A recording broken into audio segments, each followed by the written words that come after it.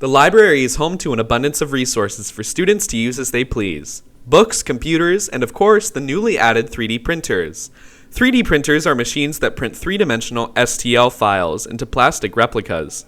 In this documentary, you will learn how to properly use our library's 3D printer.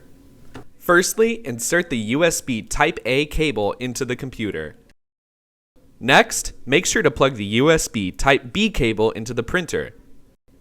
Make sure both the computer and printer are plugged in, and click the power button. You know you're successful when the user interface powers on the printer screen. This includes the current software version. Next, boot up the provided laptop at the workstation. This may take several minutes. The Cura application is where you'll load your prints, as well as slice your files for printing. This section of the video will teach you how to use the Cura application. Select the monitor interface, and then click Connect. Select your STL file from your computer.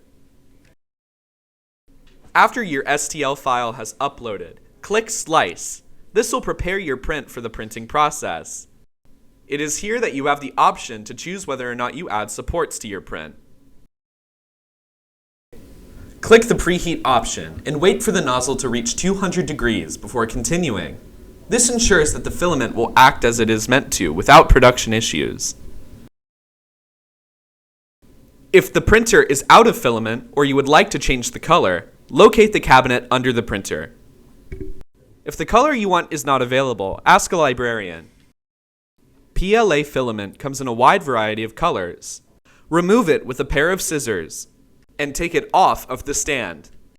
Install your desired filament.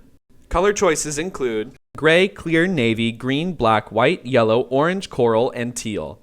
After all that, locate the Print option on the user interface and begin printing. Print jobs can take from several minutes to several hours depending on the size and complexity of your printing project. These time constraints can be adjusted on the user interface based on your preference. Make sure to closely monitor your print during the beginning phases to make sure that no problems emerge. Here's a reminder to check with the librarians to confirm the availability of the printer. After several hours of patiently waiting, your print job is almost complete. Now is a good time to mention that STL files are not provided, and students are expected to bring their own if they'd like to use the printer. After your print is complete, carefully remove it from the base plate. Painting your print is not recommended due to the porous nature of filament.